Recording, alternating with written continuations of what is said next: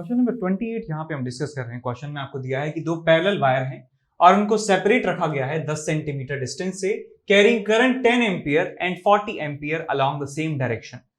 तो दो वायर्स यहाँ पे बना देते हैं और उन दो वायर्स के बीच का सेपरेशन है कितना? सेपरेशन 10 सेंटीमीटर है। सो 10 सेंटीमीटर दूर दो वायर, एक में करंट है 10 एम्पियर और दूसरे में है 40 एम्पियर के बराबर। Separation is 10 centimetre.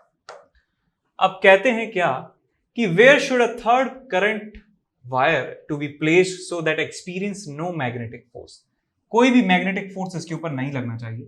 तो हमने इससे पिछले सवाल में देखा था कि यदि वायर्स में करंट सेम डायरेक्शन में है तो क्या करते हैं, वो रिपेल करते हैं एक दूसरे को। और यदि वायर्स में करंट उल्टा बोल दिया, वायर्स में यदि करंट सेम डायरेक्शन में है तो एक दूसरे को अट्रैक्ट करते हैं और ऑपोजिट डायरेक्शन में करंट है तो रिपेल करते हैं।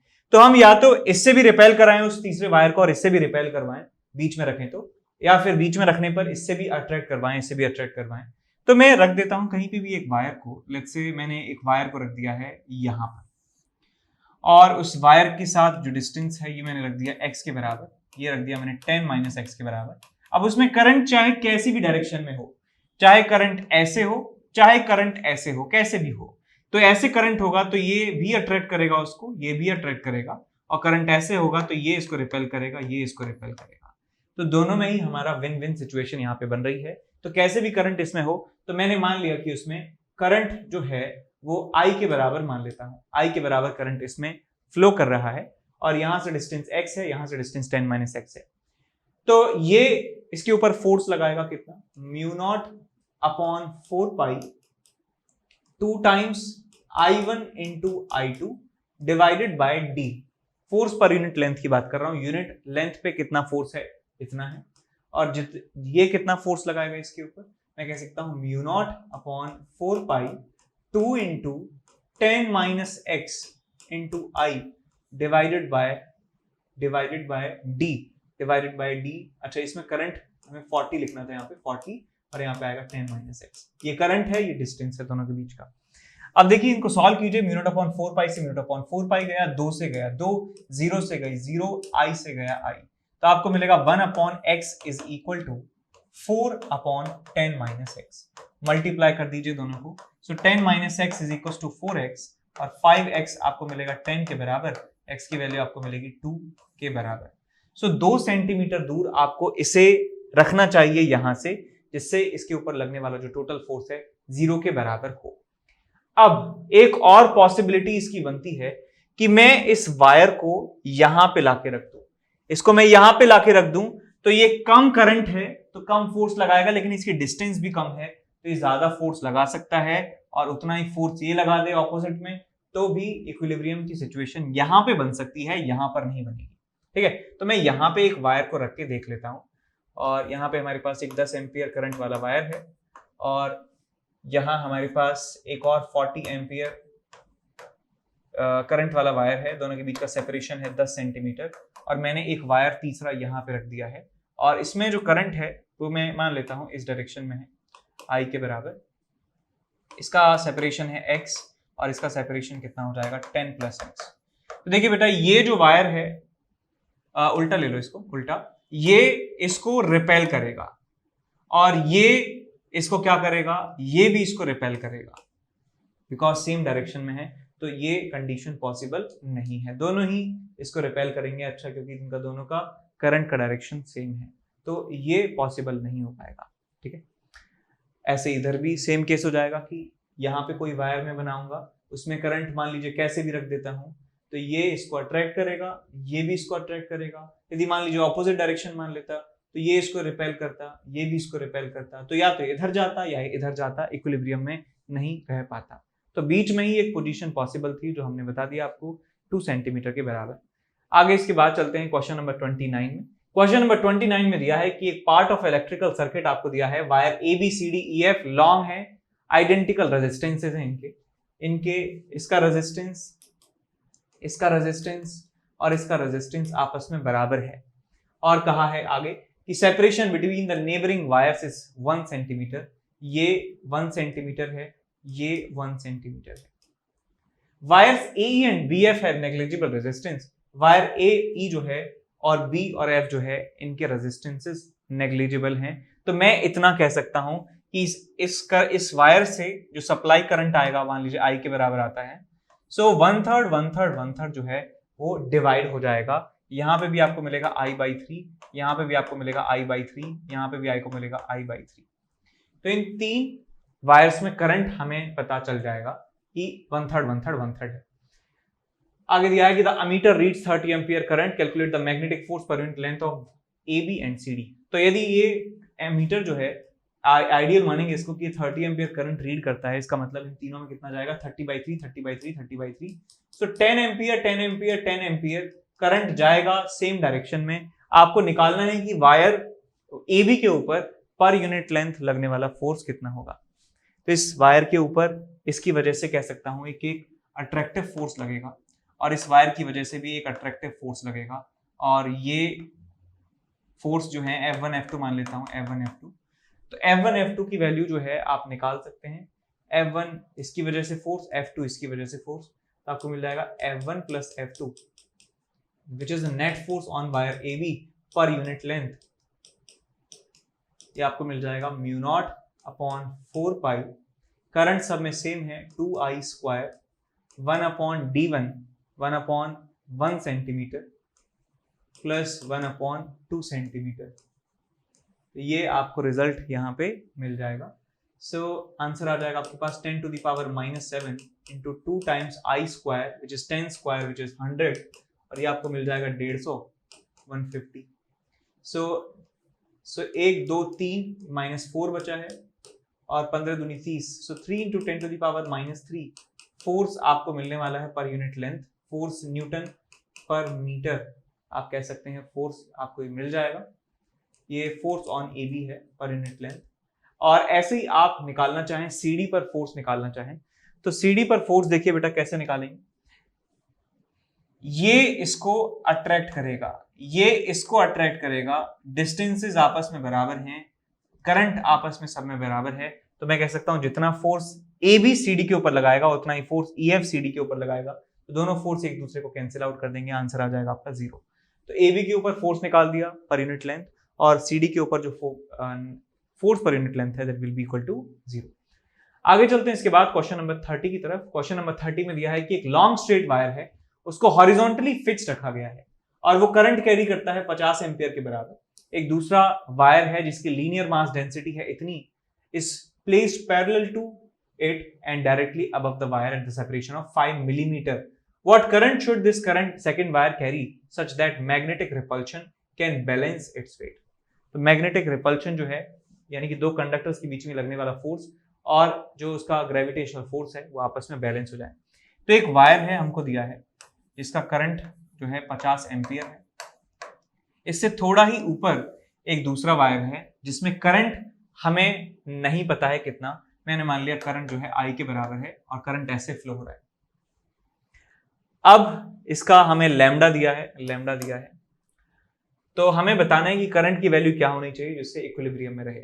तो आप देखिए बेटा कि यदि मैं एक यूनिट लेंथ की बात कर रहा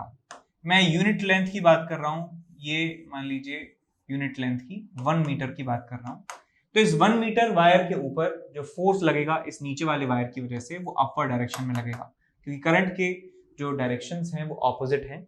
और इसके ऊपर जो लगने वाला ग्रेविटेशनल फोर्स है वो लगेगा आपके पास मास कितना होगा 1 मीटर का, लैम्डा के बराबर इंटू जी। तो ये फोर्स और लैम्डा जी आपस में आपको बराबर करने हैं, ठीक। F/L F/1 F के बराबर ही होगा, तो मैं यहां लिखूंगा μ0/4π 2 टाइम्स इसमें करंट 50, इसमें करंट नहीं पता, डिवाइडेड बाय सेपरेशन कितना है 5 millimetre, 5 into 10⁻³ this is the force on 1 metre length of this wire is equal to mg कितना होगा लैम्डा जी के बराबर, सो 10⁻⁻4 इंटू जी जस्ट 10। अब इसको आप करिए सॉल्व। क्या होगा इसमें कि I की वैल्यू आपको निकालनी है, ये 50 और ये 2 जो है बन जाएंगे 100, सो ये 10⁻³ और 10⁻², 10⁵ बन जाएंगे, इसको बना देंगे 10⁻², 10⁻² इससे 10⁻² खा जाएगा और ये 10⁻1 इधर बचेगा, आपको मिलेगा I divided by 5 is equals to 0.1. So I is equals to 0.5 ampere आपका आंसर आपको मिल जाएगा। तो 0.5 एम्पियर करंट ऑपोजिट सेंस में फ्लो होना चाहिए जिससे ये वायर जो है इक्विलिब्रियम में रह सके। अब इसके बाद आगे सवाल है हमारे पास क्वेश्चन नंबर 31 जिसमें दिया है कि स्क्वायर लूप है PQRS और उसमें कैरी हो रहा है करंट 6 एम्पियर के बराबर। 6 एम्पियर करंट इसमें फ्लो हो रहा है। आपको ये एक और चीज दी है कि लॉन्ग वायर है 10 एम्पियर करंट कैरी करता है, शोन इन फिगर। ये 10 एम्पियर करंट कैरी कर रहा है और ये कितना कर रहा है, 6 एम्पियर करंट कैरी कर रहा है। आपको ये दिखाना है कि magnetic force acting on the part PQ is equal and opposite to that on part RS। PQ और RS के ऊपर लगने वाला जो नेट फोर्स है वो 0 के बराबर है, आपको ये बताना है। तो मैं यहाँ पे देख सकता हूं कि ये जो वायर है बेटा, ये जो आपके पास वायर है लॉन्ग वायर, इनफाइनाइट वायर, इस इनफाइनाइट वायर की वजह से जो फॉर्मूला होता है मैग्नेटिक फील्ड का वो आपको याद होना चाहिए, that mu naught upon 4 pi 2I by R। यानी जैसे जैसे इस लॉन्ग वायर से डिस्टेंस चेंज होती जाएगी वैसे वैसे मैं कह सकता हूं मैग्नेटिक फील्ड जो है वो डिक्रीज होता जाएगा। तो मैं यदि S से R की बात करूं तो इस वायर के अलग अलग पॉइंट्स पर अलग अलग मैग्नेटिक फील्ड आपको मिलने वाला है इस वायर की वजह से। ऐसे ही इस P से लेकर Q तक यदि मैं चलूं तो अलग अलग पॉइंट्स पर आपको अलग अलग मैग्नेटिक फील्ड इंटेंसिटी मिलने वाली है इस वायर की वजह से। ठीक, तो मैं एक छोटा सा एलिमेंट ले लेता हूं। मैं यहां से x डिस्टेंस पर एक dx विड्थ का एक एलिमेंट ले लेता हूं। सिमिलरली यहां पर भी मैं x डिस्टेंस से जो है एक छोटा सा एलिमेंट ले लेता हूं dx विड्थ का। अब इन दोनों एलिमेंट्स पे देखें जो करंट है किस डायरेक्शन में फ्लो हो रहा है। इस करंट एलिमेंट की यदि आप बात करें तो करंट एलिमेंट इसमें इस तरफ है dl वेक्टर और इसमें dl वेक्टर जो है इस तरफ है। मैग्नेटिक फील्ड की यदि बात करें, मैग्नेटिक फील्ड अंदर की तरफ होगा। यहां पे भी मैग्नेटिक फील्ड अंदर, यहां पे भी मैग्नेटिक फील्ड अंदर, और जो मैग्नेटिक फील्ड की जो वैल्यू होने वाली है वो होने वाली है mu naught upon 4 pi 2I by x। Magnetic field पता चल गया। तो इस छोटे से एलिमेंट पर यदि मैं फोर्स निकालना चाहूं तो फोर्स देखिए किस तरफ आएगा, dl वेक्टर है इधर, मैग्नेटिक फील्ड वेक्टर इधर, dl क्रॉस b जो है नीचे की तरफ आएगा, तो इसके ऊपर जो फोर्स लगेगा वो लगेगा नीचे की तरफ df। अब इसके ऊपर फोर्स की बात कर लेते हैं। इसके ऊपर इसका जो dl वेक्टर है इस तरफ है, मैग्नेटिक फील्ड इस तरफ है, dl क्रॉस b देखें ऊपर की तरफ है, तो इसके ऊपर भी जो df वेक्टर है ऊपर की तरफ आएगा। और मैंने x जो है, x की वैल्यू जो है डिफाइन नहीं करी है, x कुछ भी हो सकता है। यानी x को मैं 1 सेंटीमीटर रख दूंगा तो पॉइंट P आपको मिल जाएगा, S आपको मिल जाएगा। x की जगह कुछ और रख दूंगा मैं, x की जगह 3 सेंटीमीटर रख दूंगा तो आपको पॉइंट R और पॉइंट Q मिल जाएंगे। तो आप देख सकते हैं कि ये ऊपर वाला एलिमेंट और नीचे वाले एलिमेंट पे लगने वाले जो फोर्स हैं एक दूसरे को कैंसिल आउट कर रहे हैं, और इस df को इंटीग्रेट यदि किया जाएगा तो हम कह सकते हैं कि जो टोटल फोर्स है इस वाले वायर पर यहां से लेके यहां तक और इस वाले वायर पर जो टोटल फोर्स है वो एक दूसरे को कैंसिल आउट कर रहा है। देखिए ये इसको कैंसिल आउट कर रहा है, ये जो एलिमेंट है एक दूसरे का फोर्स कैंसिल आउट कर देंगे, ये जो एलिमेंट है आपस में एक दूसरे का फोर्स कैंसिल आउट कर देंगे। तो पूरे वायर SR पर लगने वाला फोर्स और पूरे वायर PQ पर लगने वाला फोर्स एक दूसरे को कैंसिल आउट कर देगा। तो ये हमें पूछा था, हमने बता दिया। अब आपको बताना है इस पूरे स्क्वायर लूप पर लगने वाला फोर्स कितना होगा। तो पूरे स्क्वायर लूप पर जो लगने वाला फोर्स है मैं कह सकता हूं किसके बराबर होगा, force on SP plus force on PQ plus force on QR plus force on RS।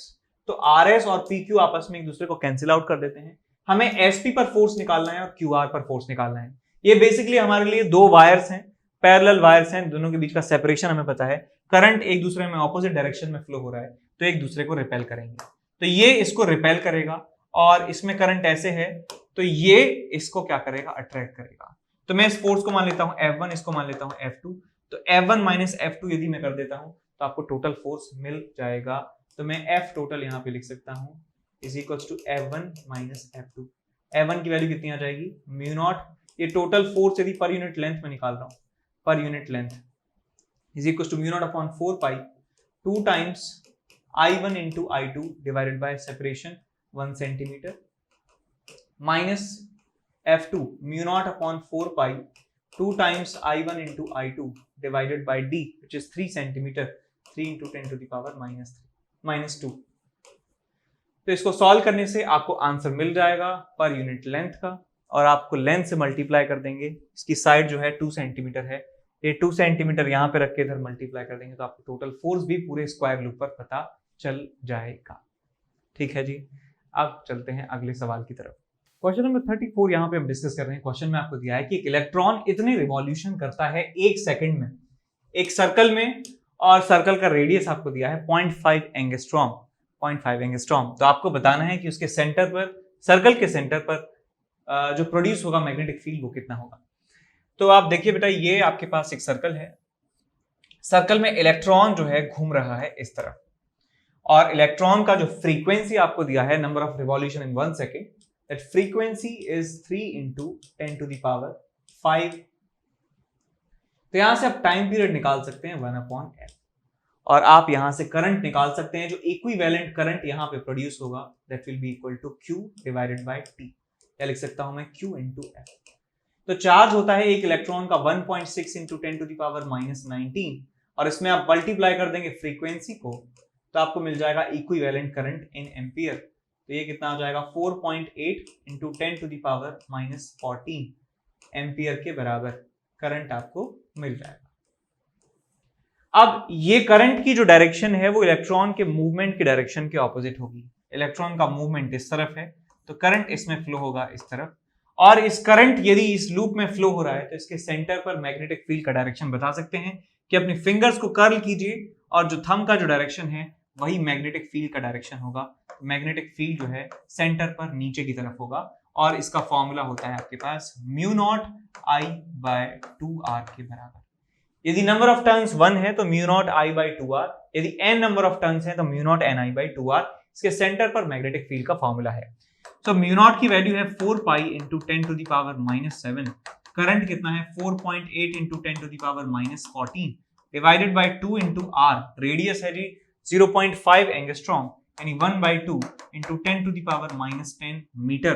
तो 2 से चला गया 2, और 10⁻⁻10 को ऊपर ले जाएंगे तो आपको मिलेगा 10⁻⁻4, और इसको मल्टीप्लाई कर देंगे तो आपको मिल जाएगा 4π × 48 × 10⁻11 टेस्ला के बराबर मैग्नेटिक फील्ड। तो ये आपके पास मिल जाएगा मैग्नेटिक फील्ड की value at the centre of that circle. आगे इसके बाद चलते हैं क्वेश्चन नंबर 35 की तरफ कि कंडक्टिंग सर्कुलर लूप है जिसका रेडियस a के बराबर है, connected to 2 long straight wires. Straight wire carries a current I as shown in figure. Find the magnetic field B at the center of the loop. तो देखिए, wire से हमने एक लूप बनाया है, और लूप में करंट की सप्लाई है ऐसे, और दूसरे डायमेट्रिकली ऑपोजिट एंड से करंट बाहर निकल जाता है। तो मैं कह सकता हूं करंट को जाने के 2 रास्ते हैं। करंट ऐसे भी जा सकता है, करंट ऐसे भी जा सकता है, और दोनों ही नॉन जीरो रेजिस्टेंस इनके पास यदि है तो, क्योंकि आइडेंटिकल वायर्स हैं, तो करंट इक्वली डिस्ट्रीब्यूट हो जाएगा I/2 इस वाले सर्कल से, I/2 इस वाले सर्कल से। यदि मैं अपर हाफ सर्कल की बात करूं तो उसकी वजह से मैग्नेटिक फील्ड सेंटर पर अंदर की तरफ है, और इस लोअर हाफ सर्कल की बात करूं तो मैग्नेटिक फील्ड जो है सेंटर पर बाहर की तरफ है। और सिमेट्री से कह सकता हूं जितना magnetic field upper half produce करेगा सेंटर पर, उतना ही magnetic field lower half produce करेगा सेंटर पर। तो नेट मैग्नेटिक फील्ड जो आपको मिल जाएगा that will be equal to 0। अब कुछ लोग यदि डाउट आ रहा है कि सर इन वायर्स की वजह से यहां पर मैग्नेटिक फील्ड क्यों नहीं लिया, तो आपको ये याद होना चाहिए कि वायर की लेंथ के अलोंग कोई भी पॉइंट यदि है तो उस पर कोई भी मैग्नेटिक फील्ड नहीं आता है। वायर की लेंथ के अलोंग कोई पॉइंट होगा उसके ऊपर कोई भी मैग्नेटिक फील्ड नहीं होगा। तो इन वायर का कोई भी कॉन्ट्रीब्यूशन यहाँ पर नहीं है, सिर्फ इनका कॉन्ट्रीब्यूशन है, और वो कॉन्ट्रीब्यूशन भी कैसा है? डिस्ट्रक्टिव है। दोनों एक दूसरे का मैग्नेटिक फील्ड काट रहे हैं। ठीक है, अब आगे चलते हैं अगले सवाल की तरफ। क्वेश्चन नंबर 36 कि 2 सर्कुलर कॉइल हैं जिनकी रेडियस 5 सेंटीमीटर है और 10 सेंटीमीटर है, और इक्वल करंट 2 एम्पियर कैरी करते हैं। उन कॉइल्स में नंबर ऑफ टर्न्स 50 और 100 हैं। छोटे कॉइल पे 50 टर्न, बड़े कॉइल पे 100 turns. They are placed in such a way that their planes are as well as the centres coincide.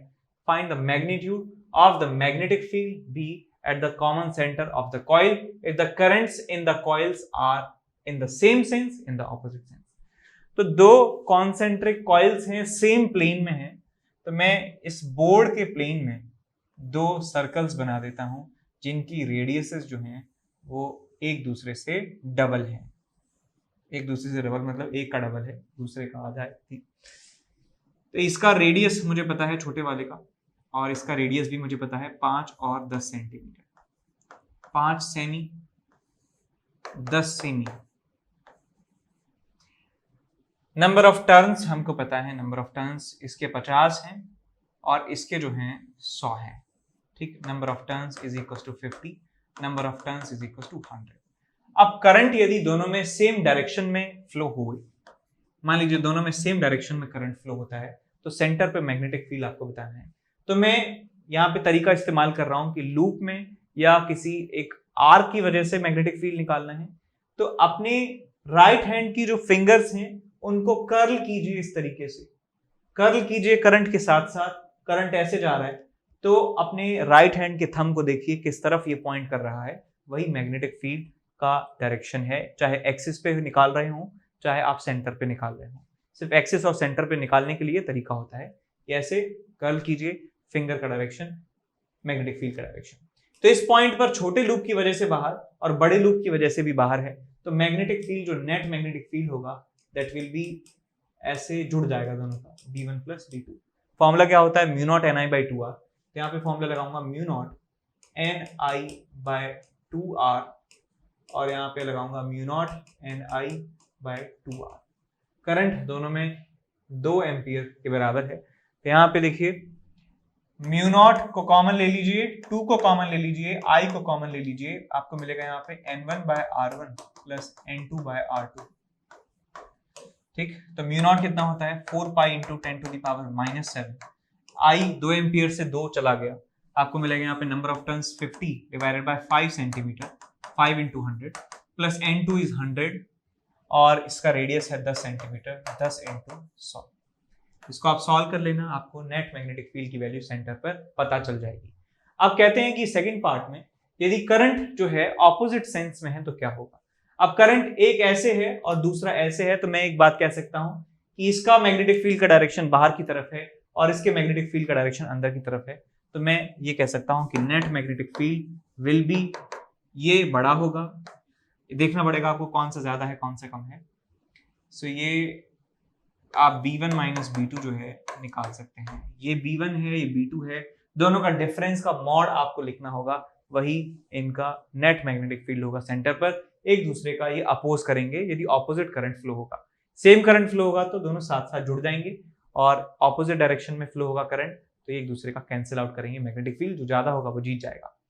इसके बाद अगले सवाल की तरफ चलते हैं, क्वेश्चन नंबर 37।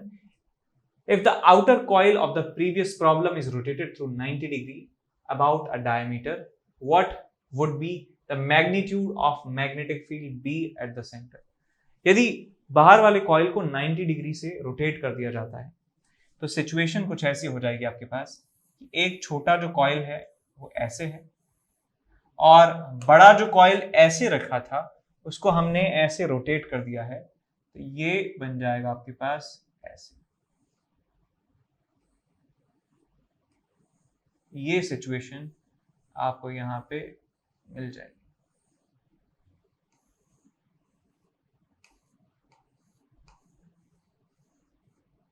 ठीक, तो अब हमें बताना है कि मैग्नेटिक फील्ड जो है किस तरह से होना चाहिए। तो एक बात मैं कह सकता हूं कि इस छोटे लूप की वजह से मैग्नेटिक फील्ड ऊपर होगा या नीचे होगा। तो एक मैग्नेटिक फील्ड का जो वेक्टर है वो होगा ऊपर की तरफ, और जो ये वाला लूप है जो वर्टिकल है इस तरीके से, उसकी वजह से जो मैग्नेटिक फील्ड होगा वो लेफ्ट होगा या राइट होगा। तो कोई भी इस बात पे फर्क नहीं पड़ेगा कि करंट क्लॉकवाइज है एंटी क्लॉकवाइज है, सेम सेंस में है ऑपोजिट सेंस में है, या तो मैग्नेटिक फील्ड दोनों के बीच में हमेशा एंगल 90 डिग्री के बराबर ही रहेगा, चाहे वो किसी भी सेंस में करंट फ्लो हो रहा हो। तो 90 डिग्री पे दोनों वेक्टर्स हैं तो इनका रिजल्टेंट का मैग्नीट्यूड भी सेम आएगा चाहे कैसा भी करंट फ्लो हो रहा हो। तो यहां से आप नेट मैग्नेटिक फील्ड निकाल सकते हैं, कितना आ जाएगा आपके पास b1 square plus b2 square का under root. b1 square, b1 आपको पता है निकाल चुके हैं mu naught ni by 2r, और b2 निकाल चुके हैं mu naught ni by 2r। ठीक, दोनों का स्क्वायर करके ऐड करके अंडर रूट ले लें, आपको net magnetic field at centre पता चल जाएगा। ठीक है जी।